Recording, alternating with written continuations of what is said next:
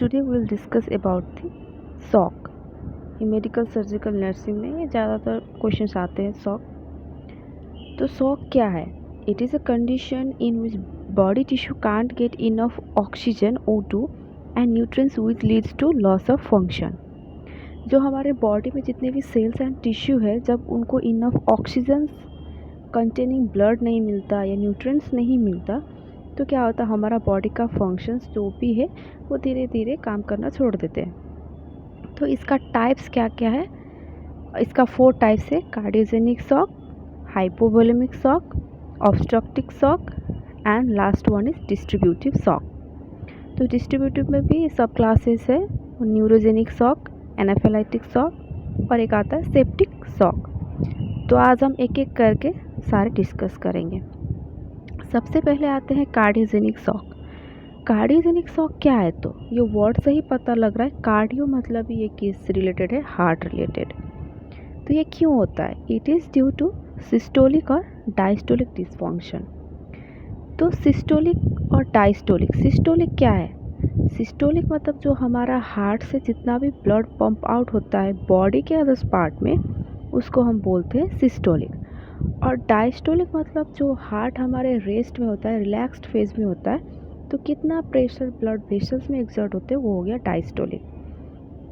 फिर पैथोलॉजी का बात करें, पैथोफिजियोलॉजी का, तो ड्यू टू इटियोलॉजिकल फैक्टर्स, जो भी कारण है, कॉजेज है, उसके वजह से क्या होता है, सिस्टोलिक और डायस्टोलिक डिसफंक्शन, मतलब वो प्रॉपर काम करना छोड़ देते हैं, जिसकी वजह से होता है decreased cardiac output and increased pulmonary effusion. तो डिक्रीज कार्डियक आउटपुट, तो कार्डियक आउटपुट क्या है? कार्डियक आउटपुट को कैलकुलेट करने के लिए एक फॉर्मूला है, वो है heart rate into stroke volume. तो हार्ट रेट तो हमें पता है कि पर मिनट कितना हार्ट बीट होता है, कितना टाइम्स हार्ट बीट होता है, वो हो गया हार्ट रेट। और फिर दूसरा आता है स्ट्रोक वॉल्यूम। क्या है स्ट्रोक वॉल्यूम? जितना भी ब्लड इजेक्ट होता है थ्रू ईच वेंट्रिकुलर कंट्रैक्शन, मतलब जो हमारे हार्ट में 4 चैम्बर्स होते हैं, 2 आर्टरियम एंड 2 वेंट्रिकल्स, वो वेंट्रिकुलर कंट्रैक्शन होकर जितना ब्लड इजेक्ट होता है वो हो गया हमारा स्ट्रोक वॉल्यूम। तो फिर उसके बाद क्या होता है, इंक्रीज पल्मोनरी इडेमा। हमारा हार्ट का ब्लड प्यूरिफाई होने के लिए क्या लंग्स में जाते हैं, तो लंग्स में क्या होता है, अब कार्डियक आउटपुट डिक्रीज हो गया तो उतना ब्लड क्या हुआ, लंग्स को नहीं जा पाया, तो क्या होता है, हमारा जो पल्मोनरी है वो इडेमा मतलब सोइलिंग हो जाना, वो इंक्रीज हो जाता है, जिसके वजह से इनएडिक्वेट ऑक्सीजन सप्लाई। अब लंग्स में प्यूरिफाई नहीं हुआ ब्लड, तो ऑक्सीनेटेड ब्लड कैसे हार्ट को जाएगा? तो क्या होता है, इनएडिक्वेट मतलब जितना चाहिए उतना ऑक्सीजन सप्लाई नहीं हो पाता। फिर होता है इम्पेयर्ड सेलुलर मेटाबॉलिज्म, जो सेल्स का प्रॉपर एक मेटाबॉलिज्म जो काम है वो मतलब डिस्टर्ब हो जाता है। फिर उसके बाद आते हैं हम हाइपोवोलेमिक शॉक। तो हाइपोवोलेमिक शॉक क्या है? हाइपो मीन्स कम और volemic means volume. It is due to intravascular fluid volume. जो भी हमारा ब्लड का वॉल्यूम है उसमें मतलब डिस्टर्बेंस आ जाना, कम हो जाना, जिसकी वजह से भी क्या होगा, ऑक्सीजन सप्लाई नहीं हो पाएगा। तो उसका आज हम पैथोफिजियोलॉजी का बात करते हैं। Blood loss due to accident burns, कहीं पे किसी भी कारण से जैसे ब्लड वॉल्यूम कम हो जाए, ब्लड लॉस होते हैं, तो वो ब्लड लॉस कैसे? एक्सीडेंट्स के थ्रू, बर्न्स के थ्रू, जो भी हो ब्लड लॉस होता है, तो उसके वजह से क्या होता है, decreased Venus return. Venus return क्या होता है, डिक्रीज हो। अब ब्लड लॉस हो गया तो क्या होगा, decrease Venus return. Venus return क्या है, कितना ब्लड वॉल्यूम हार्ट को वापस आता है, वो हो गया वेनस रिटर्न, वो क्या हो जाता है, कम हो जाता है। फिर हो जाता है डिक्रीज कार्डियक आउटपुट। फिर उसके बाद होता है decrease tissue perfusion, decrease cellular metabolism. Tissue perfusion क्या है कि कितना ऑक्सीजनेटेड ब्लड और न्यूट्रिएंट्स और हार्मोन्स हमारे बॉडी में जितने भी टिश्यू है वो कितना पहुंचाता है, वो क्या होता है, टिश्यू में वो घट जाते हैं। तो अब उसके बाद हम आते हैं obstructive shock. It is due to physical obstruction of blood flow. Obstructive मतलब वर्ड से ही पता लगता है कि ऑब्स्ट्रक्शन है ब्लड फ्लो में, मतलब ब्लड अच्छे से फ्लो नहीं हो पाता, उसमें ऑब्स्ट्रक्शन, उसको बोलते हैं ऑब्स्ट्रक्टिव शॉक। इसका पैथोफिजियोलॉजी का बात करें तो physical obstruction in blood flow, मतलब ब्लड फ्लो जो एक होना चाहिए, जिस रिदम में होना चाहिए, वो क्या होता है, ऑब्स्ट्रक्शन होता है, जिसके वजह से क्या होता है, डिक्रीज होता है वेनस रिटर्न, मतलब हार्ट में उतना ब्लड वापस नहीं जा पाता, वो डिक्रीज हो जाते हैं। फिर जिसके वजह से कार्डियक आउटपुट भी डिक्रीज होगा। अब जितना ब्लड चाहिए वो हार्ट में नहीं गया तो ऑब्वियसली क्या होगा, हार्ट रेट भी कम होगा, तो कार्डियक आउटपुट डिक्रीज हो गया। फिर इसके बाद क्या होगा, decrease cellular oxygen supply, cell में भी उतना ऑक्सीजन सप्लाई नहीं हो पाएगा। अब फिर क्या होगा, बॉडी में जितने भी टिश्यू है वहाँ पे ऑक्सीजन और न्यूट्रिएंट्स, वो भी हार्मोन्स चाहिए बॉडी को, वो क्या होता है, डिक्रीज हो जाता है, जिसकी वजह से इम्पेयर होता है सेलुलर मेटाबॉलिज्म। अब हम लास्ट में आते हैं डिस्ट्रीब्यूटिव शॉक।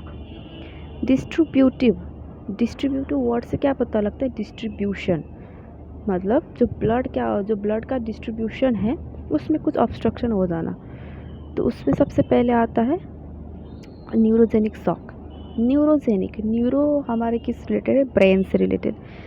तो हमारा न्यूरॉन्स से ज़्यादातर हमारा क्या आता है, ब्रेन एंड स्पाइनल कॉर्ड। तो न्यूरोजेनिक शॉक क्या होता है, it is due to trauma leads to spinal cord injury. कोई भी ट्रॉमा हुआ, एक्सीडेंट्स हुआ, कुछ भी हुआ, जिसके वजह से क्या होता है, स्पाइनल कॉर्ड में इंजरीज होता है, जिसकी वजह से क्या होता है, न्यूरोजेनिक शॉक। तो उसका पैथोफिजियोलॉजी का बात करें, disruption of sympathetic nervous system, जो हमारा ब्रेन में सिंपैथेटिक नर्वस सिस्टम है उसमें क्या होता है, डिस्ट्रप्शन हो जाता है। डिस्ट्रप्शन होने के बाद क्या है, वैसोडाइलेशन, मतलब हमारा जो भी ब्लड वेसल्स है वो डायलेट, मतलब ब्रॉड हो जाता है, तो जिसकी वजह से डिक्रीज्ड बीपी में क्या होता है, ब्लड प्रेशर, हमारा बॉडी का ब्लड प्रेशर क्या होता है, डिक्रीज हो जाता है। ब्लड प्रेशर डिक्रीज हो गया तो क्या होगा, कार्डियक आउटपुट डिक्रीज हो गया तो फिर क्या होगा, इनएडिक्वेट ऑक्सीजन सप्लाई, डिक्रीज हो जाएगा टिश्यू परफ्यूजन, इम्पेयर्ड हो जाता है सेलुलर मेटाबॉलिज्म। फिर आता है हमारा एनाफाइलेटिक शॉक। एनाफाइलेटिक मतलब हमारा बॉडी में क्या होता है, एलर्जी होता है ना, जैसे हमें सर्टेन फूड ड्रग्स से क्या होता है, एलर्जी होता है। ये क्या है, it is acute threatening occurs due to hyper sensitivity reaction. इसका पैथोलॉजी का बात करें, एलर्जेन और ड्रग के वजह से क्या होता है, हमारे बॉडी में एंटीजन एंटीबॉडी रिएक्शन होता है, वो क्या होता है, एक्टिवेट हो जाता है, जिसके वजह से हमारे बॉडी में कुछ भी, मतलब जैसे हमें कॉमन कोल्ड ही हुआ तो हमारे बॉडी में क्या होता है, एंटीबॉडी होता है, वो उससे रिएक्ट करता है कि नहीं। तो उसी तरह से जब हमारे बॉडी में एलर्जन और ड्रग इंटर करते हैं तो हमारे बॉडी का क्या होता है, एंटीजन एंटीबॉडी रिएक्शन एक्टिवेट होते हैं, जिसकी वजह से वैसोडाइलेशन होता है, ब्लड वेसल्स डायलेट होने लगते हैं। फिर कैपिलरी परमिएबिलिटी होता है। फिर सीवियर ब्रोंको कंस्ट्रिक्शन, हमारा जो लंग्स में जो रेस्पिरेटरी ट्रैक में ब्रोंक्यूल्स है वो क्या होता है, कंस्ट्रिक्ट होने लगते हैं, छोटे होने लगते हैं, जिसकी वजह से क्या होता है, डिक्रीज होता है O2 सप्लाई, फिर इनएडिक्वेट टिश्यू परफ्यूजन, ये हो गया एनाफाइलेटिक शॉक। फिर उसका बाद है सेप्टिक शॉक। सेप्टिक मतलब सेप्सिस किससे होता है, इन्फेक्शंस की वजह से होता है। It is due to blood poisoning which is induced by bacterial infection, हमारा ब्लड में क्या होता है, पॉइजनिंग हो जाता है, किससे, बैक्टीरियल इन्फेक्शंस की वजह से।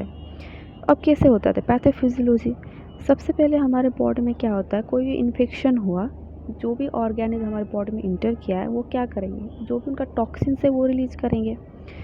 तो वो जब रिलीज़ करते तो उसका दो इफ़ेक्ट्स है, एक हो गया पेरिफेरल वैस्कुलर इफ़ेक्ट्स, हमारे बॉडी का जो भी पेरिफेरल ब्लड वेसल्स है उसमें कुछ इफ़ेक्ट्स आते हैं, और दूसरा होता है मायोकार्डियल प्रॉब्लम्स, हमारे हार्ट में प्रॉब्लम्स हो जाते हैं, मायोकार्डियल प्रॉब्लम्स। फिर इधर पेरिफेरल वैस्कुलर इफ़ेक्ट्स का देखें तो इंडोथेलियल डिस्ट्रक्शन क्या है, जो हमारा हार्ट में आर्टरीज होते हैं ना उसमें कोई भी ब्लॉकेज नहीं होता, लेकिन जो लार्ज ब्लड वेसल्स है हमारे हार्ट में वो कंस्ट्रिक्ट हो जाते, छोटे हो जाते, इंस्टीड ऑफ डायलेटिंग, उसको जो डायलेट होना चाहिए ताकि इनफ ब्लड सप्लाई हो पाए, वो क्या हो जाते, कंस्ट्रक्ट हो जाते हैं, वो हो गया इंडोथेलियल डिस्ट्रक्शन।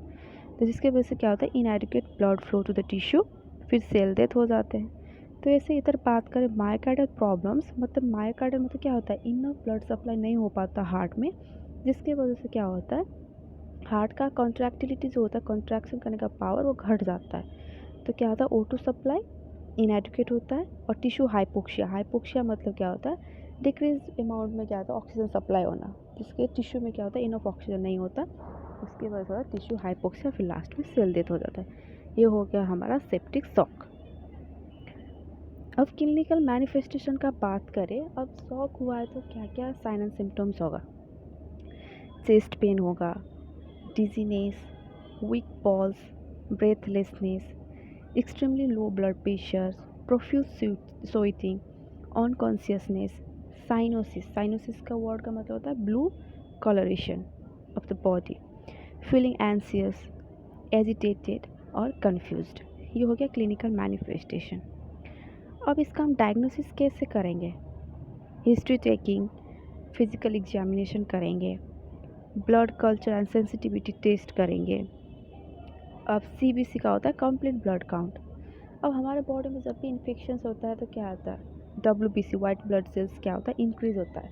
हमारे बॉडी में जो भी इन्फेक्शंस होते हैं उसको फाइट करने के लिए हमारे बॉडी में क्या होता है, वाइट ब्लड सेल्स वो क्या होता है, इंक्रीज़ हो जाते हैं। ESR मतलब होता है इरिथ्रोसाइट सेडिमेंटेशन रेट, वो भी इंक्रीज़ हो जाता है। और उसके बाद हम क्या क्या कर सकते हैं, एक्सरे, CT स्कैन कर सकते हैं, ECG मतलब इलेक्ट्रोकार्डियोग्राम, फिर इकोकार्डियोग्राम कर सकते हैं, arterial blood gas analysis, cardiac monitoring. ये सब हो गया डायग्नोसिस। अब मैनेजमेंट का बात करें, हम क्या कर सकते हैं, medical management, surgical management, non pharmacological management. अब फार्माकोलॉजिकल मैनेजमेंट में हम क्या क्या दे सकते हैं, अब इन्फेक्शंस है तो उसके लिए एंटीबायोटिक्स देंगे, सोडियम बाइकार्बोनेट देंगे, कॉर्टिकोस्टेरॉइड्स देंगे, bronchodilators, inotropic agent, antihistamine, diuretics, crystalloids. Antibiotics हो गया, सोडियम बाइकार्बोनेट क्यों देते हैं, मेटाबॉलिक एसिडोसिस को ट्रीट करने के लिए। कॉर्टिकोस्टेरॉइड्स में डेक्सामेथासोन्स, जो भी मतलब हमारा मसल्स में स्पाज्म है, जो भी पेन है उसको कम करने के लिए कॉर्टिकोस्टेरॉइड्स देते हैं। ब्रोंकोडायलेटर्स मतलब जो एनाफाइलेटिक शॉक क्या होता है, ब्रोंकस तो कंस्ट्रिक्ट हो जाता है, उसको डायलेट करने के लिए हम क्या देते हैं, ब्रोंकोडायलेटर्स। उसमें आता है एमिनोफाइलिन, साल्बुटामोल। इंट्रोपिक एजेंट्स में आता है डोपामाइन। एंटीहिस्टामिन में इपिनेफ्राइन, एंटीहिस्टामिन मतलब वो हिस्टामिन को ब्लॉक कर देते हैं H1 रिसेप्टर में। ये सब हम फार्माकोलॉजी में पढ़ते हैं।